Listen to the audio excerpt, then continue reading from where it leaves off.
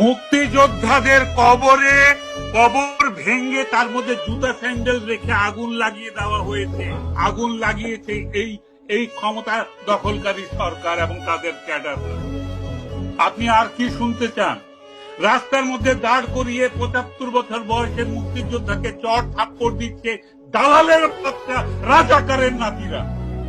এই দেশ আপনাদের, এই অকৃতজ্ঞ জাতি বাঙালি। আরো ২০০ বছর গোলাম থাকা উচিত এদের।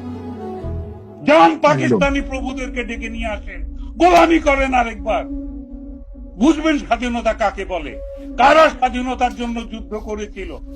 রাস্তায় ইট পাটকেল মেরে আর হিজবুত তাহরির বুলেট দিয়ে আমেরিকান চক্রান্তে ক্ষমতা দখল করা যায়, দেশ স্বাধীন করা যায় না।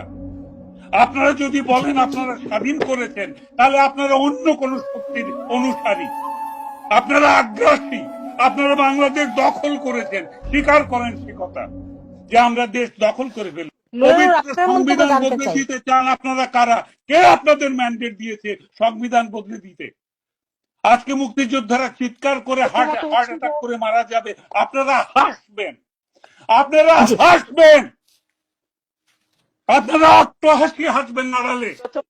আপনারা চিকেন রান চিবাতে চিবাতে আপনারা রাত্রেবেলা মদের গ্লাস খালি করবেন। চরিত্র দেখাতে আসবেন না চরিত্রহীন রাজনৈতিক দলেরা।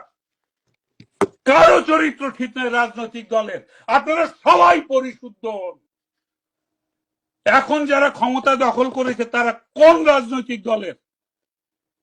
তাদের ইতিহাস নাই, তাদের গুম খুনের ইতিহাস নাই।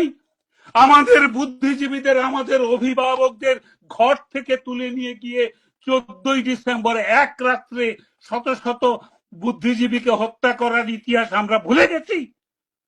কারা করেছে আমরা জানি না। আপনারাই তো ক্ষমতা দখল করেছেন এবং যারা ক্ষমতা দখল করেছে তাদের পদলেহন করছেন আপনারা।